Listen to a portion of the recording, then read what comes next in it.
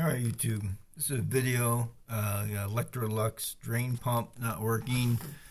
I tested it. This is a disassembled. Had 110 volts on the leads coming into it. Pump's like $140, so I'm going to take it out. Check it out. Saw a lot of videos about pulling the whole thing apart, tipping it over, etc., taking out Torx. So this one, it's got the molded bottom. As you can see there, and I don't have a video of it before, but we have the hose which will drain out. It goes right here, drain hose. I just squeezed the metal clip, pulled it off. I hope this video is coming out all right.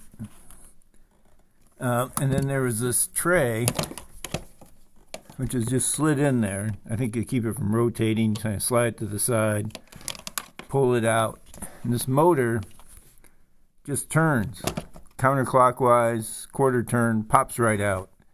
And as you can see, I've got the motor here. I don't know if I can get it. Just sits in here. Got the wires on it. Hopefully I got the power off. So just turn, pops out. Good to go. I don't even have it. I got the power off. I was in the shock myself.